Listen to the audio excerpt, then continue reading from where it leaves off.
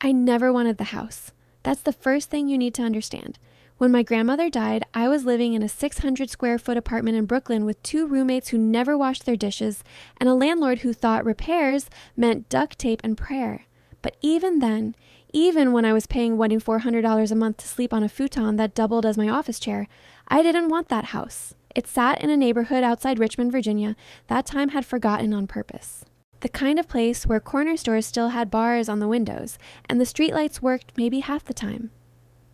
My grandmother had lived there for 43 years, alone for the last 15 after my grandfather passed. I'd visited maybe 3 times in my adult life. Each time felt like stepping into a museum of someone else's memories. Doilies on every surface, photographs in brass frames, that specific old person smell of mothballs and Bengay and something sweetly decaying that you can't quite place. She'd offer me tea in china cups that rattled in their saucers and ask me about my life in New York with the polite distance of someone inquiring about the weather. We were never close. That's not anyone's fault, really. Just the way families fracture over distance and time and the quiet accumulation of missed phone calls. But I was her only living relative. So when the attorney called to tell me she'd left me everything became my problem. The funeral was small. 11 people, including the pastor and the funeral home director. I recognized 2 faces, distant cousins I'd met once at a family reunion in 1997. They hugged me with the aggressive sympathy of strangers and asked if I planned to sell the house quickly. One of them had a realtor's card ready in her purse. I said I didn't know, which was true. I drove to the house the next morning with a U-Haul reservation on my phone and a plan to spend 3 days sorting, donating, and dumping. Clean it out, list it, move on. I had a life to get back to. A job at a nonprofit that paid poorly but looked good on a resume. A situationship with a guy who worked in finance and never texted back within the same day. The usual debris of being 32 and still trying to figure out what the hell I was doing. The house looked smaller than I remembered. One story, pale yellow siding that had faded to the color of old newspaper, a front porch that sagged slightly on the left side. The lawn had gone wild. Knee-high grass, weeds threading through the chain-link fence. The mailbox hung at an angle, stuffed with junk mail and condolence cards from neighbors I'd never meet. I sat in the driveway for 10 minutes before I could make myself go inside. The key stuck in the lock. I had to jiggle it, pull the door toward me, turn it just right. The exact sequence my grandmother must have performed thousands of times without thinking. The door opened with a sound like a sigh. The smell hit me first. Stale air and dust and that same sweetness, but thicker now, more present. The curtains were drawn. The living room sat in amber darkness, shapes of furniture emerging slowly as my eyes adjusted. The couch with its floral print, the coffee table with water rings permanently etched into the wood. The TV, one of those old boxy ones from the 90s, sitting in an entertainment center that predated the invention of HDMI cables. I walked through the rooms with my phone's flashlight cataloging the work ahead of me. Kitchen, chipped formica counters, a refrigerator humming loudly to itself, cabinets full of mismatched dishes and expired spices. Bathroom, pink tile, a bathtub with rust stains, a medicine cabinet packed with prescription bottles dating back to 2003. Bedroom, a bed made with military precision, a nightstand with a lamp and a Bible, a closet full of dresses and plastic dry cleaning bags, and then the second bedroom. She called it the spare room the few times I'd been here, though I'd never seen anyone stay in it. The door was closed. I turned the knob and pushed. It was full of boxes, not just a few boxes. The entire room, floor to ceiling, was packed with cardboard boxes of every size and description. Bankers' boxes with handwritten labels. Liquor store boxes with logos for brands that didn't exist anymore. Shipping boxes with old mailing labels still attached. They were stacked with the careful precision of someone playing Tetris, each one placed to maximize space, to fit just one more. I stood in the doorway and felt something cold move through my chest. This wasn't hoarding. The rest of the house was almost obsessively tidy. This was something else. This was intentional. I pulled out my phone and called my mother. She answered on the 4th ring, her voice fuzzy with sleep even though it was almost 11 in the morning. "Hey baby, how's it going down there?" "Did you know about the boxes?" Silence. Then, "What boxes?" "There's an entire bedroom full of boxes, like packed, floor to ceiling." "Oh." She said it quietly, like she was remembering something she tried to forget. "Yeah, your grandmother, she kept things." "What things?" "I don't know. She never let me in that room." Said it was personal?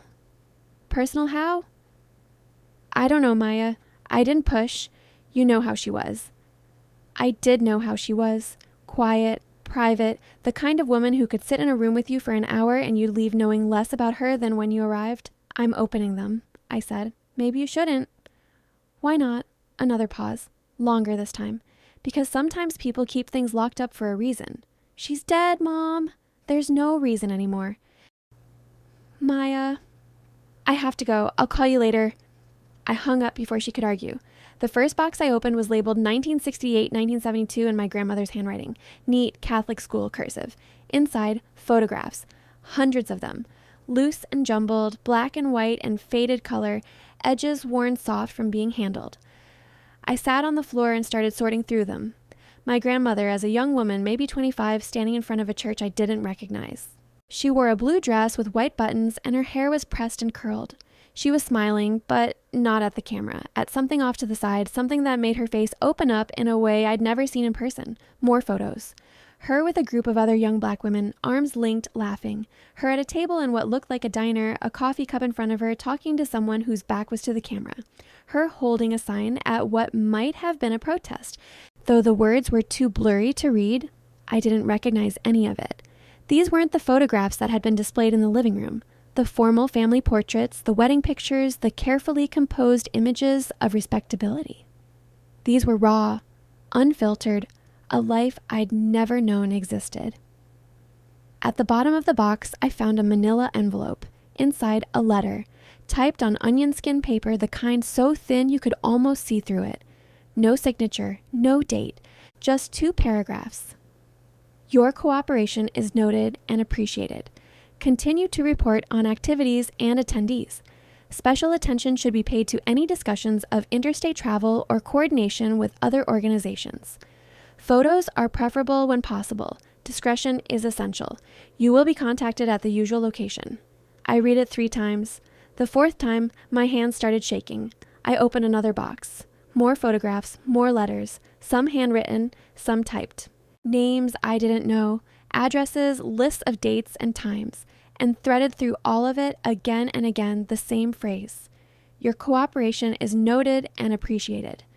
My grandmother had been an informant. I sat on that floor until the light coming through the window shifted from morning to afternoon to the golden slant of early evening. I opened box after box, each one a piece of a story I was assembling backward, like trying to solve a puzzle where half the pieces were missing and the picture on the box was a lie. Photographs of meetings in church basements. Photographs of people I slowly began to recognize. Civil rights activists whose faces I'd seen in history books, whose names I'd learned in high school. My grandmother was there, always in the background, always watching, letters detailing conversations. Who said what? Who seemed angry? Who was planning what? All of it written in that same neat handwriting, all of it passed along to someone whose name never appeared. And receipts. Dozens of them. Small payments, $20 here, $50 there. Cash handed over at locations marked only by initials. A paper trail of 30 pieces of silver spread out over years. I found a photograph dated 1971. My grandmother standing outside a church. Beside her, a man I recognized from a documentary I'd watched in college. A local organizer who'd been found dead in his apartment 3 days after this photo was taken. The official cause of death? Suicide. The community never believed it. In the back of that same box, I found a letter describing a meeting he'd held. The people who attended, the plans they discussed, dated 2 days before he died. My grandmother's handwriting. I stood up, walked to the bathroom, threw up. When I came back, I sat in the hallway outside that room for an hour, staring at nothing. My phone buzzed with texts I didn't read. The house settled around me with small creaks and sighs. I'd come here to clean out a dead woman's belongings and move on with my life. Instead, I'd found evidence that my grandmother had spent years betraying the very movement that had fought for her freedom, that she'd taken money to report on her own community, that people had possibly died because of information she'd provided, and she'd kept it all. Every photograph, every letter, every receipt. She'd built a monument to her own betrayal and locked it in a spare bedroom for 40 years. The question that kept circling through my head wasn't why did she do it? It was why did she keep it? I picked up my phone and called the only person I could think of who might understand. Professor Marcus Chen had been my African American history professor in college, the class that had changed my major from pre-med to history, the class that had made me believe studying the past mattered. We'd kept in touch sporadically after graduation. He'd written me recommendation letters for grad school applications I never followed through on. I'd shown up to a book talk he gave in Manhattan once, and we'd gotten drinks after. He answered on the second ring. "Maya, is this really you? Or is someone using your phone to sell me solar panels?" Despite everything, I almost laughed. "It's me. To what do I owe this pleasure?" "It's been what, 2 years? I need help." The humor dropped out of his voice. "What's wrong?" "My grandmother died. I'm at her house in Richmond, and I need someone who understands history, civil rights history, someone who can tell me what I'm looking at." "What are you looking at?"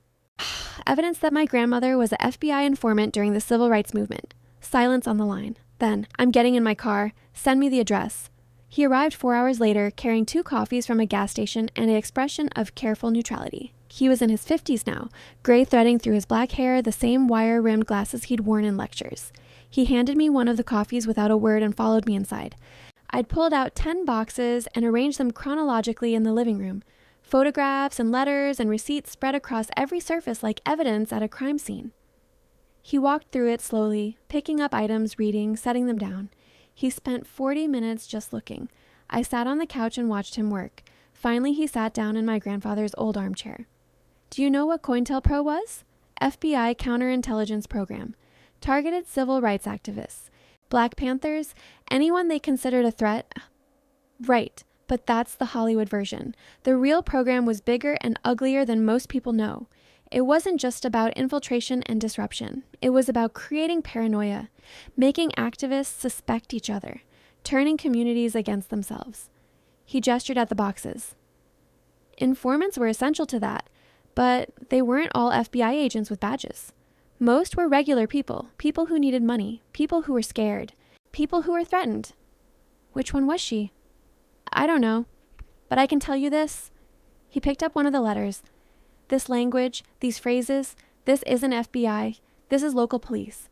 Richmond PD had its own intelligence unit during this period. They worked with the FBI sometimes, but they had their own operations. Does that make a difference? Maybe. FBI informants were usually paid better, had more protection. Local informants were more vulnerable, more disposable. I thought about that. There are 40 years of boxes in that room. His head snapped up.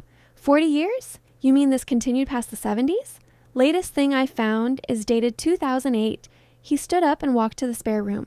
Stood in the doorway like I had, looking at the wall of boxes. This isn't COINTELPRO. This is something else. What? I don't know.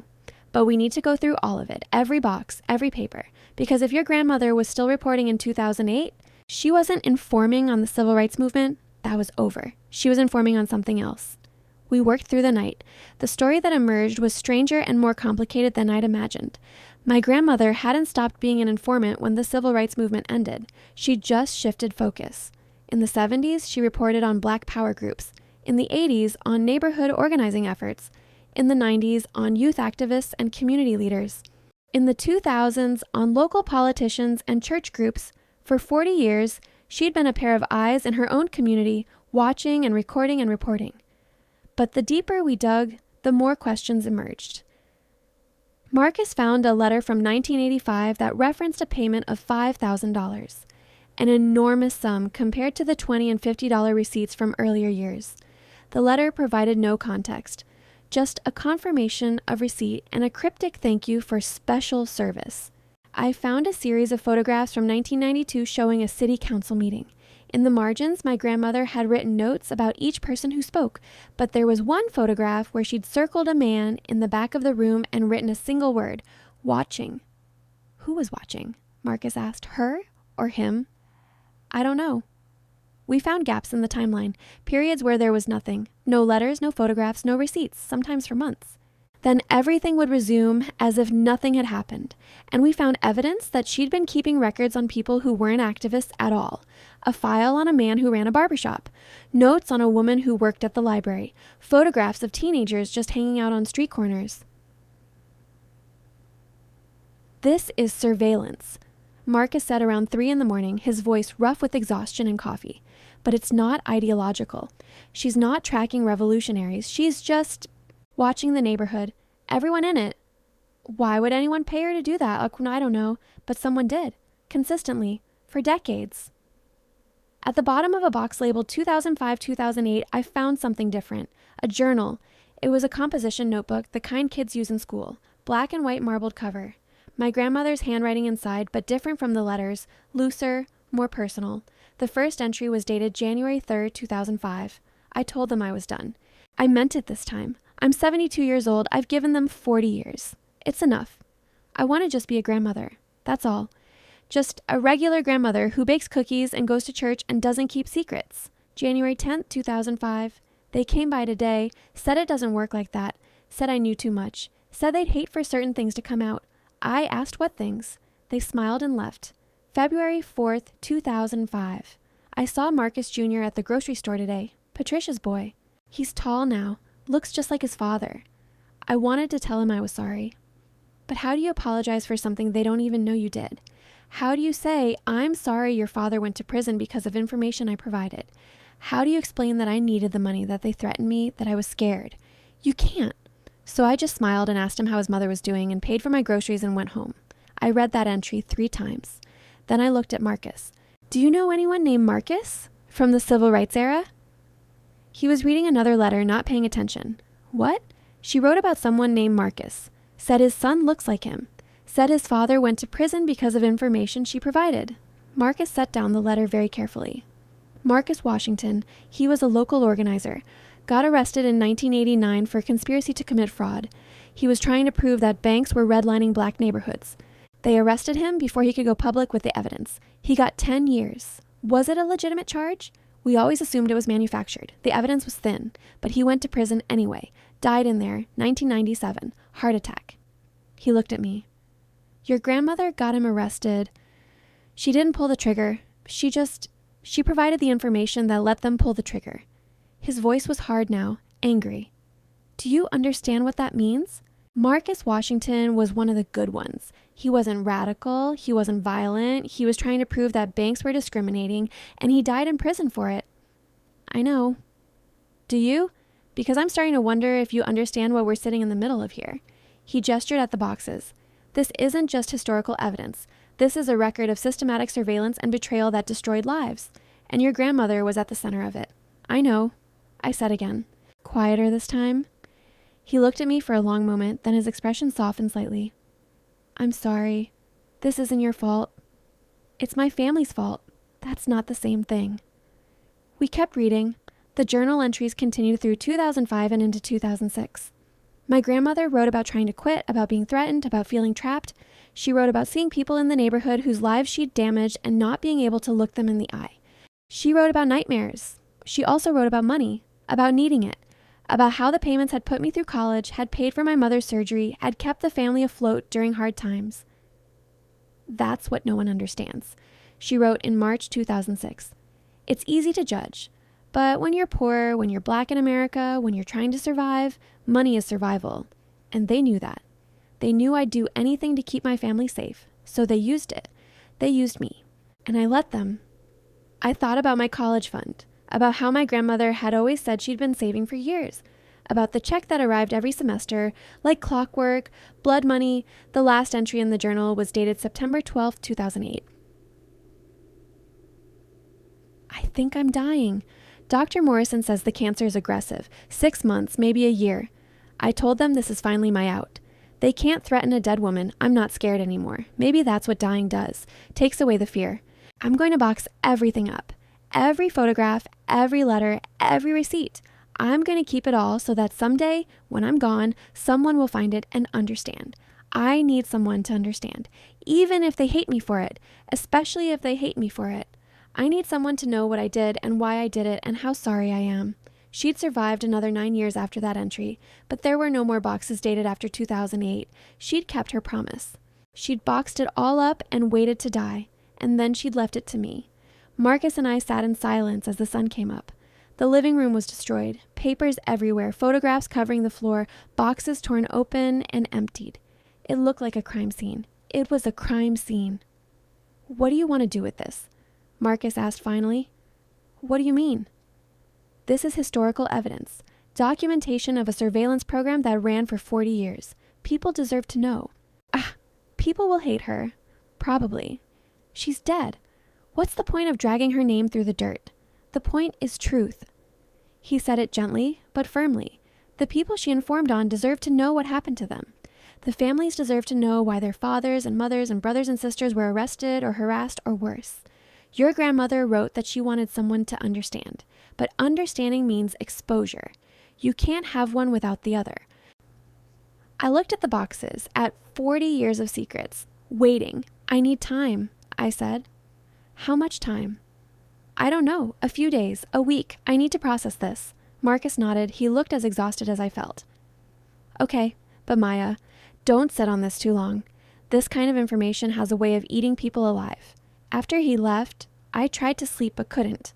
I kept thinking about that last journal entry, about my grandmother dying, putting everything in boxes so someone would find it.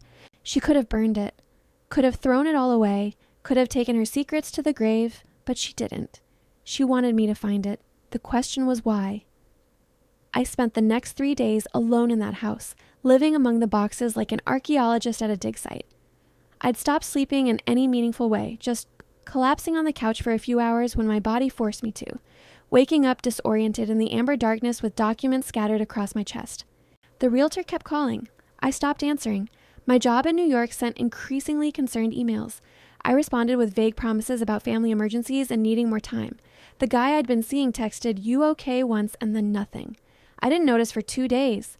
I was inside something now, not just the house, the story. It had wrapped around me like a fog and I couldn't see my way out until I reached the end. I started organizing everything chronologically, creating a timeline on the living room wall with masking tape and index cards. 1968 to 2008, 40 years of surveillance mapped out like a museum exhibition for an audience of one. The early years were almost mundane in their banality. Reports on church meetings, lists of who attended voter registration drives, photographs of people standing on corners, talking, my grandmother documenting her community with the detached precision of a census taker. But around 1973, something shifted. The reports became more detailed, more personal. She wasn't just noting who attended meetings anymore. She was recording what they said, who they were close to, who they argued with. She was documenting relationships, mapping social networks before that term even existed. And the payments increased. Not dramatically at first, just $50 here, $75 there, but consistent, reliable. I found a receipt from December 1973 for $200. In the margin, someone had written, "Excellent work on the Washington situation." I cross-referenced my timeline. In November 1973, a local activist named Dwayne Washington had been arrested for assault. The charges were later dropped, but he'd spent 3 weeks in jail. Long enough to miss organizing a major demonstration.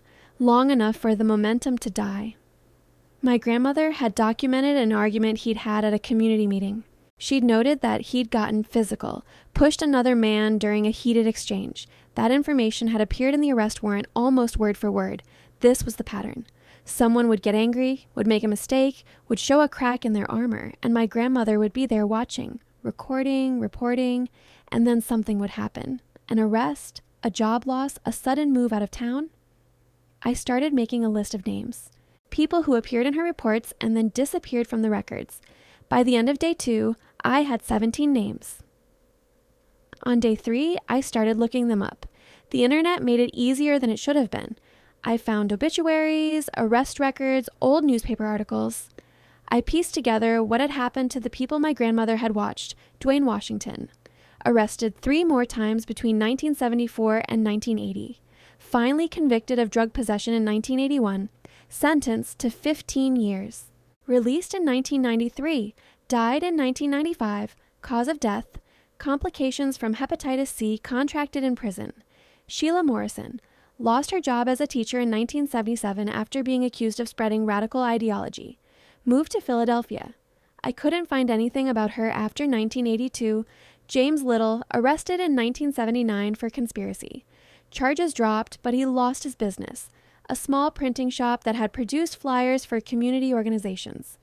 Filed for bankruptcy in 1980, last known address.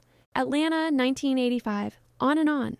17 lives, 17 stories of ruin. Not all of it was directly traceable to my grandmother's reports, but the timing was too consistent to be coincidence. She'd helped destroy these people, and then she'd kept meticulous records of her role in their destruction. I found myself getting angry at her in a way I'd never been angry at anyone. She was dead, which meant I couldn't confront her, couldn't ask her to explain, couldn't hear her side of the story in her own voice. All I had were these boxes and that journal. I read the journal again, looking for something I'd missed, some explanation that would make this make sense. In an entry from April 2006, she'd written, "I saw Sheila Morrison's daughter at the bank today. She works there now. She's beautiful. Sheila would be proud. I wanted to tell her that, but how do you start that conversation? Hello, I'm the woman who got your mother fired from her teaching job 30 years ago. She looked happy though. By the way, how is your mother?" You can't, so I cashed my check and left. The self-awareness was almost worse than ignorance would have been. She'd known exactly what she was doing and exactly what it cost. And she'd done it anyway, for money, for survival, for family. I thought about that college fund again, about walking across the stage at graduation in a rented gown, about my grandmother in the audience with her camera smiling, about how proud she'd been. She'd bought my education with blood money, and I'd never known. I called my mother on day 4. She answered immediately. "Maya, thank God I've been worried sick. You haven't been returning my calls." "I've been busy." "Doing what? You said you'd be done in 3 days. Did you know?" I interrupted. Silence. "Did you know what she was?" I asked again. "Maya. Yes or no? Did you know your mother was an FBI informant? It wasn't the FBI." Her voice was small, tired. "It was the police, Richmond PD, and I didn't know for sure. Not until I was in college and I found some letters. I confronted her. She admitted it.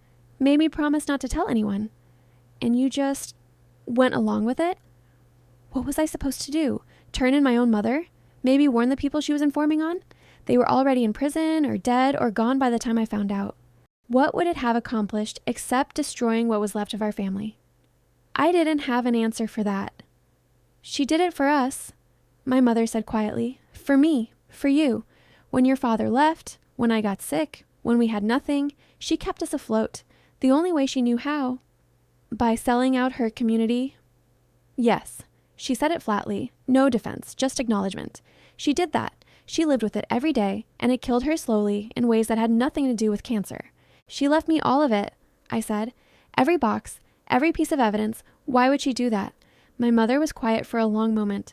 "Because she wanted someone to decide what to do with it. She couldn't decide herself, so she left it to you." "That's not fair." "No, it's not. But it's what she did." After we hung up, I sat on the porch and watched the neighborhood. It was early evening, that time when people come home from work. I saw a woman park her car and wrestle groceries out of the trunk while 2 kids orbited around her like satellites. I saw an old man watering his lawn with a hose, the water catching the light. I saw teenagers at the corner, laughing about something on someone's phone. This was the community my grandmother had watched for 40 years. These were the descendants of the people she'd reported on. If I made this public, if I gave the boxes to historians, to journalists, to anyone who would listen, it would destroy her legacy. Her name would become synonymous with betrayal. Every good thing she'd ever done would be erased, replaced by this one terrible truth. But if I didn't make it public, the people who'd been harmed would never know what happened to them. 17 names on my list, and probably more I hadn't found yet. People who'd spent decades wondering why their lives had fallen apart, who'd blamed themselves or bad luck or systemic racism, which was true, but not complete. They deserved to know. And then there was the other question. Who had she been reporting to? The letters from the early years were signed by someone named DR. In the 90s, the signature changed to PW. In the 2000s, just initials, MK. But there was no department letterhead, no official government anything, just typed letters on plain paper, handed over at meetings whose locations were marked only by initials. This wasn't an official program, or if it had been official once, it had gone underground, become something else. I thought about Marcus's observation. In 2008, my grandmother wasn't reporting on civil rights activists. There weren't any, not in the classical sense. The movement had evolved, dispersed, institutionalized. So what had she been reporting on? I went back inside and pulled out the boxes from 2005 to 2008. Started reading more carefully. The reports from those years focused on different things. Local politics, city council meetings, school board elections, zoning disputes, church activities, but not religious ones. Community organizing, youth programs, neighborhood watch groups. She documented who was gaining influence, who people listened to, who was building networks. She was mapping power structures. And in the margins of many documents, I found the same note repeated, potential problem. A city councilman who was pushing for affordable housing, potential problem. A pastor who was organizing voter registration drives, potential problem. A young activist trying to start a community land trust, potential problem. These weren't criminals. They weren't radicals. They were people trying to improve their community, and someone had been paying my grandmother to identify them as threats. I found my phone and called Marcus. Tell me about gentrification in Richmond. I said when he answered, hello to you too. I'm fine, thanks for asking. Marcus, I'm serious. He sighed. Okay, Richmond's gentrification story is pretty typical. Starts in the early 2000s. White flight reversed. Young professionals discovered they could buy houses in historically black neighborhoods for cheap. Property values started rising. Longtime residents got pushed out. The usual pattern. Who benefits? Developers mostly. Real estate companies. The city gets increased tax revenue, so they facilitate it with zoning changes and infrastructure improvements. It's a whole machine. Would that machine want to know who might oppose it? Silence, then. What did you find? Reports from 2005 to 2008. My grandmother was documenting community leaders, people who might organize resistance to development projects. Jesus, there's more. I found a letter from 2007. It references a payment of $20,000 for comprehensive assessment of community resistance potential. $20,000? For a report that identified every single person in the neighborhood who had influence, every pastor, every activist, every person people listened to, complete with notes on their weaknesses, their financial situations, their relationships. That's not surveillance. That's opposition research. And someone paid her $20,000 for it. Marcus was quiet for a moment. You need to find out who, how? The letters. You said they were signed with initials. Can you scan some of them and send them to me? Maybe we can trace the signatures, the typewriter fonts, something. I spent the next 2 hours photographing documents and emailing them to Marcus. While I waited for him to respond, I kept reading. In a box from 2006, I found something that made my blood run cold. A map. It was a hand-drawn map of the neighborhood, rendered in my grandmother's precise handwriting. Every house was marked with a number. In the margin, a key. Min, owner-occupied, long-term resident. Renter, long-term resident. Owner-occupied, recent purchase. Vacant. Potential acquisition target. Over 2/3 of the properties were marked as 5. Attached to the map was a letter dated March 2006. Per your request, I have completed the property assessment. Of the 247 residential properties in the target zone, 168 are potential acquisition targets. Current owners are primarily elderly on fixed incomes. Assessed values are below market. Recommend beginning acquisition process with properties marked in red. These owners have no immediate family in the area and would be easiest to pressure. Full detailed report on each property owner attached.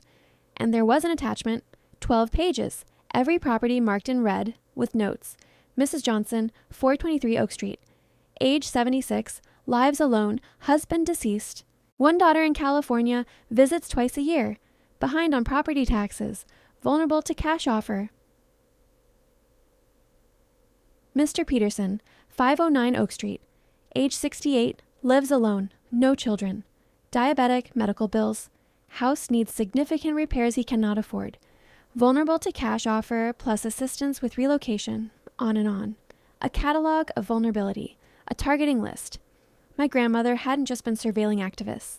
She'd been helping developers identify which elderly residents could be pushed out of their homes. I thought about the woman I'd seen carrying groceries, the old man watering his lawn. How many of them were living in houses that had been targeted? How many had been displaced so some developer could renovate and resell? My phone buzzed. Marcus, I found something. Can you video call? I switched to video. His face appeared on screen and he looked grim. I ran the signatures through some databases, called some colleagues who specialize in this era. Those initials, DR, PW, MK, they don't match any FBI or police department personnel records from Richmond. So who are they? That's the thing. I think they're lawyers. Lawyers? Corporate lawyers. I found a law firm that existed in Richmond from 1965 to 2010. Morrison, Watts, and Klein. 3 partners.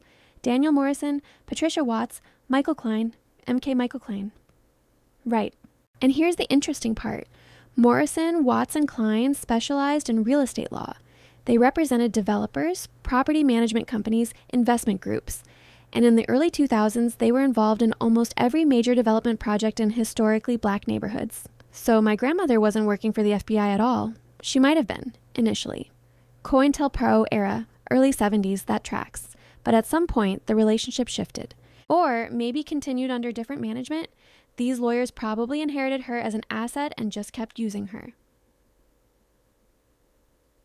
For real estate surveillance, for anything that served their clients' interests, think about it. They represent developers who want to gentrify neighborhoods. Having someone on the inside, someone who knows everyone, who can identify which properties are vulnerable, which residents might organize resistance, which community leaders need to be neutralized, that's incredibly valuable intelligence. I felt sick. This is so much worse than I thought. It gets worse. Morrison, Watts, and Klein dissolved in 2010. Partners all retired. But I did some digging into their clients. One of them was a company called Riverside Development Group. In 2007, Riverside acquired 73 properties in your grandmother's neighborhood over the course of 18 months. Let me guess. They were all marked as potential acquisition targets. I'd bet money on it. I looked at the map again, at all those red marks. How many people were displaced? I don't know, but I can find out. Maya, this is bigger than I thought. This isn't just historical surveillance. This is documented evidence of a deliberate, coordinated effort to displace a community. There could be legal implications, civil rights violations, maybe even fraud. My grandmother's dead. The law firm is dissolved. But the people who profited aren't. The developers who bought those properties, the companies they worked for, some of them are still around. And the people who were displaced deserve to know what happened. I looked around the living room at the boxes that had taken over my life. I need to think. Maya, I know. I just need time. That night, I couldn't sleep. I kept thinking about Mrs. Johnson at 423 Oak Street, age 76, behind on her property taxes. Had someone knocked on her door with a cash offer? Had she taken it, relieved to have a way out of her financial problems? Or had she refused and been forced out some other way? I got up and got dressed. It was 2 a.m. I drove to Oak Street. 443 was a small house, freshly renovated, new siding, new windows, landscaped yard. There was a Tesla in the driveway. I sat in my car and stared at it. This was the pattern repeated across the neighborhood. Old houses transformed. Old residents gone. New people who'd never know the cost of their granite countertops and hardwood floors. I drove down the street slowly, comparing addresses to my grandmother's map. House after house, the story was the same. Red marks on the map corresponded to renovated properties. Properties still owned by longtime residents, the few that remained, were run down, clearly struggling. At the end of the street, I saw a light on in a house that wasn't marked on the map at all. It must have been added after 2006. I don't know why I stopped. Maybe because it was 3 a.m. and I lost all sense of normal boundaries. Maybe because I needed to talk to someone who wasn't in my head or on the phone. I knocked. After a long moment, the door opened a crack. An old woman peered out, suspicious. She was maybe 80, wearing a robe, her gray hair in rollers. "I'm sorry," I said. "I know it's late." "I'm Eleanor's granddaughter." The woman's expression shifted, not to warmth exactly, more like recognition. "Eleanor Davis?" "Yes, ma'am." She opened the door wider. "You look like her, around the eyes." She didn't sound happy about it. "What do you want?" "I'm settling her estate. Found some things. I'm trying to understand what happened in this neighborhood." The woman studied me for a long moment. "You should come inside. This isn't a conversation for doorsteps." Her name was Ruth Patterson. She'd lived on Oak Street for 56 years. She made me tea I didn't want and sat across from me at a kitchen table covered in a plastic tablecloth. Your grandmother, she said, stirring sugar into her cup, was a complicated woman. That's one word for it. She helped people sometimes. When my husband died, she brought food every week for 2 months. When the Johnsons' house caught fire, she organized a collection, got them enough money to rebuild. She wasn't all bad. But, Ruth looked at me steadily. But she was also the reason half this street is white people now. You know that, don't you? I'm starting to. She told them things. Who was struggling? Who was weak? Who could be pushed? Ruth's voice was matter-of-fact, not angry, just tired. Mary Johnson was my best friend. We'd lived next door to each other for 40 years. Then one day, men in suits started showing up, offering her money for her house. She said no at first, but they kept coming back. And then the city suddenly noticed her property taxes were late, slapped her with penalties, her insurance got canceled for some made-up reason. It was like everything fell apart at once. And she sold. She didn't have a choice. They made sure of that. Ruth sipped her tea. 2 months after she moved out, I saw Eleanor at the grocery store. She wouldn't look at me. That's when I knew. Knew what? That she'd been the one telling them things. She knew Mary was behind on taxes because Mary had told her, trusted her. She knew about the insurance because we'd all talked about it at church. Eleanor was always there, always listening. We thought she was just part of the community. Turns out she was cataloging it. I'm sorry. For what? You didn't do it. She was my family. That's not the same as being responsible. Ruth looked at me with something like pity. You seem like a good person. Don't take on sins that aren't yours. But I benefited from them. She paid for my college with money she made doing this. And what are you going to do about that? Give back your degree? You can't unpay for education. You can't undo the past. All you can do is decide what you do with what you know. That's what everyone keeps telling me, but no one tells me what the right choice is. Because there isn't one. Ruth set down her cup. You expose what she did. You hurt people who are already hurting. People who've tried to move on from losing their homes and their community, you drag them back into it, but you hide what she did, and the people who profited get away with it. And the next neighborhood, the next community, it happens again because no one knows to watch for it. So I'm damned either way. Pretty much. We sat in silence for a while. The clock on our wall ticked steadily, marking off time that wouldn't reverse. What would you do?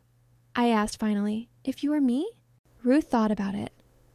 I'd tell the truth, but I'd do it carefully. I'd think about who gets hurt and who gets held accountable. I'd talk to the people whose names are in those boxes before making them public. Give them the choice of whether their stories get told. She paused. And I'd ask myself why your grandmother kept it all. Because Eleanor wasn't a stupid woman. If she wanted it hidden, she'd have burned it.